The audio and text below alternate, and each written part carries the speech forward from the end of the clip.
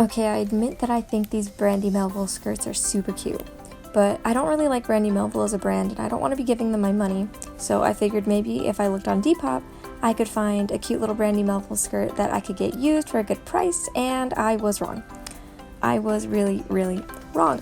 So, instead I got this fabric from Joann's. It cost me about $3.59 a yard, and I ended up using a little less than a yard of it. And overall, I think that's a pretty good deal compared to the nearly $30 that Brandy Melville has the audacity to charge on their website. So I figured that I was going to go ahead and make my own Cara skirt. Alright, the first thing you're going to need to do is take your waist measurement. For me, it's around 26 inches. And after this, you're also going to want to go ahead and take your hip measurement. You round the fullest part of your hips, including your butt. This one's kind of a trickier one to do, but you're going to want to make sure to get it right in order to make sure that this skirt fits. And for me, this measurement is around 35 inches. Alright, now we're going to draft the front panel of our skirt, and first things first, I'm just going to mark down the length of the skirt. According to the Brandy Melville website, the skirt is 15 inches, so I'm going to take that into account with some seam allowance, given that I will be sewing the top of the skirt to lining as well as adding a hem to the bottom.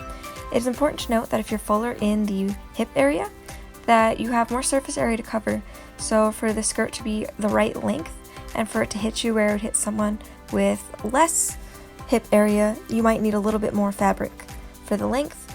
And for the top of the skirt, we're going to make a waist measurement that is half of your all-around waist measurement and minus 2 inches.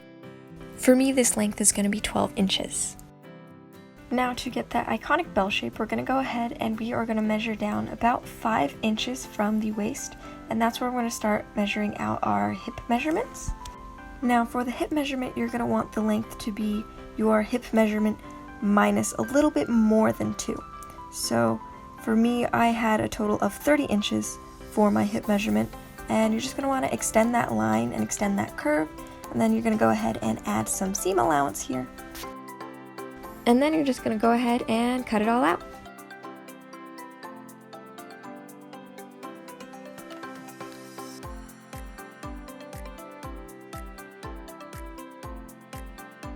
Alright, here, and I just folded it in half to even it out, and then I went ahead to cut on fold here to make a second front panel piece. This will be our lining piece, and I didn't show this too well in this clip. I'll do it better in making the side panel, but essentially what you're going to want to do is you're going to want to pin these two pieces of fabric right sides together, and then you're going to want to sew down along the sides on the hip area, the rounded part, and then you're going to also want to sew across the top. You're going to want to leave the bottom hem alone.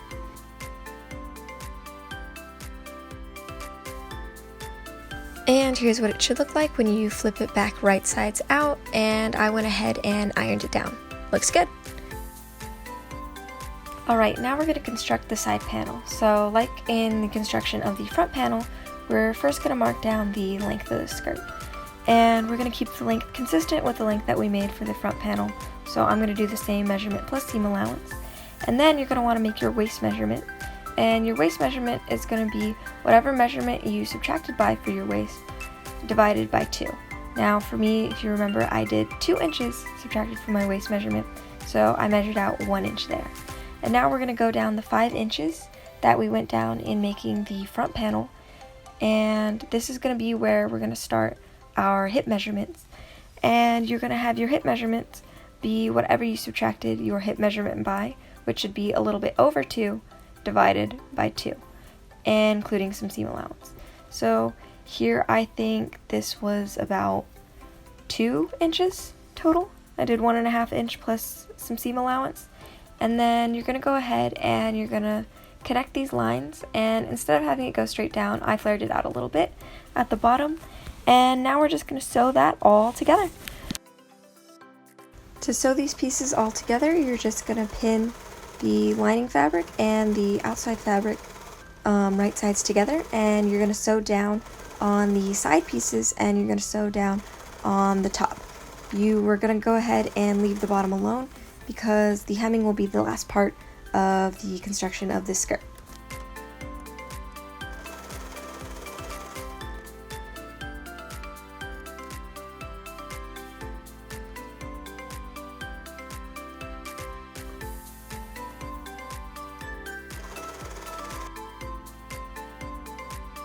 Now that we have all that sewing done, here I am trying to flip this back right sides out, and I am kind of struggling here, not gonna lie. My hand got stuck. It is a thin tube of fabric, but we are gonna get it. We're gonna get it. We're gonna get it. There we go.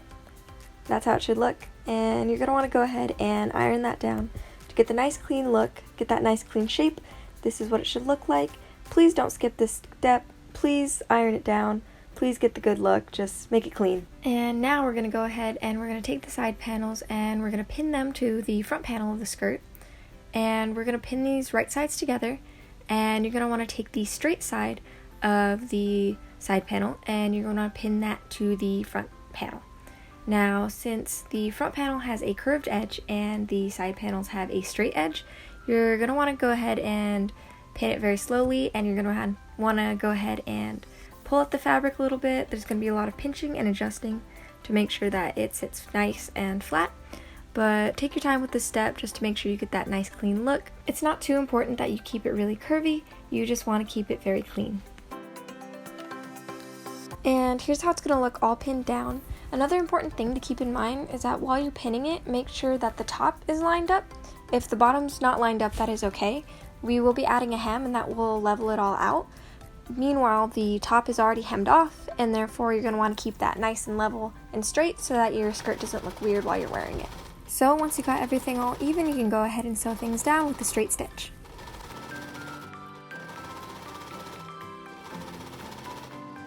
So now we're going to make the back panel of the skirt, and to do that we're going to repeat the same steps that we did for the front panel of the skirt, except this time the midline that we're drawing is going to be the line that we're going to cut on, so that we have two separate flaps for the back panel instead of just one solid back panel. So I'm taking down my waist measurements, I'm measuring 5 inches down, and I'm taking down my hip measurements, and I'm repeating all the same steps that we did initially to make the front panel.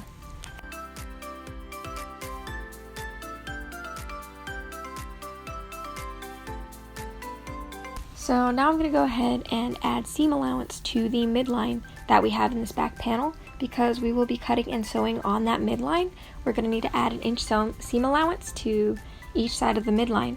And because we're adding an inch seam allowance in the mid back panel, we're going to need to extend all the lines around that back panel so that way we don't lose any length that we had initially intended to be there. A mistake I made was that even after I drew the mid length, I didn't draw out seam allowance for the sides. It ended up working out for me though, and I didn't have to add anymore. It fit perfect, but you might want to keep this in mind when making yours. So now that we've cut it out and we have two separate panels, we're going to go ahead and we are going to cut out two more separate panels so that way we have a lining, and we have 4 panels total, 2 facing each direction, so one with the curve on the right and then one with the curve on the left. So now you're going to want to go ahead and pin those down. You're going to pin across the top and you're going to pin across the 2 sides. And just like the other ones, you're going to leave the bottom open because that's what we're going to use to flip it inside out, and then we're going to end up hemming it at the end. And once you got that all good, you're going to sew it down like the rest with the regular straight stitch, and then we'll move on to the next step. Alright, now I flipped it back right sides out and ironed it down just like I did with the side panels. And we're going to attach the back panels the same way we attach the side panels. So I'm going to take the panels and I'm going to pin them down right sides facing together. And this is how it should look. We're going to stitch all the way across. We're going to make sure that the tops are lined up, the bottom is okay, because we will be adding a hem. And this is how it should look with all the panels attached together. And now we're going to deal with closing up the back. To combine the 2 back panels, what you're going to want to do is flip the garment so that all the wrong sides are out, and then you're going to pin it all the way up to the length of your zipper, and you're going to sew all the way up to there. And you're going to leave that open, and you're going to go ahead and press open the seam allowance, so that way you have these flaps facing outwards that will help attach the zipper. Here's my zipper. I had a really long zipper, so I went ahead and added a little stitch across the zipper to make it a new stopper. So then that way when I opened it, it only opened as far as I wanted it to, so that way it was short enough for this project. And I just pinned it down with the teeth facing outward. I pinned it with a little bit of a ledge to hide it and keep it invisible, but you're just going to want to stitch that down. I'm doing one side at a time to just make sure it's not complicated, and make sure you give yourself enough of a ledge so then that way it covers it completely. And yeah, that's how it's going to look. So in sewing the zipper, You're going to want to be very careful with this. For me, it took a lot of adjusting and a lot of flattening it out, making sure that everything was right and lined up, even before I started sewing. But you're going to want to get very close and very precise with this. I don't have a zipper foot, so I just kind of had to freehand it. But essentially, you want to get as close to the zipper as you can without getting in the way of the zipper. And so definitely go slow on this step. Definitely don't rush. Take your time, because if you do go over the teeth, then you won't be able to close your zipper and you'll have to undo it and restart, which will be no fun. Here's how it should look stitched down on one side, so just go ahead and repeat those steps on the other side, and we have one nice clean invisible zipper. It's gonna look just like any old hem, and now we're almost finished.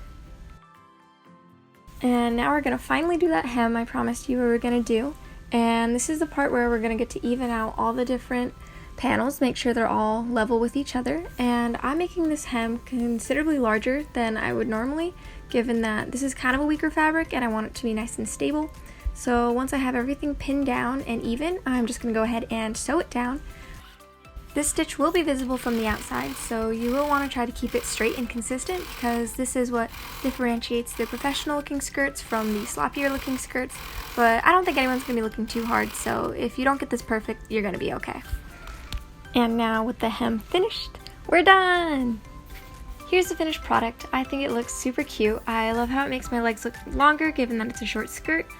I didn't really have a fabric that matched any existing Brandy skirts, but hey, the girls on Depop like calling them rare anyway, so I think we're in the clear. But let me know if you enjoyed this in the comments, and thanks for watching!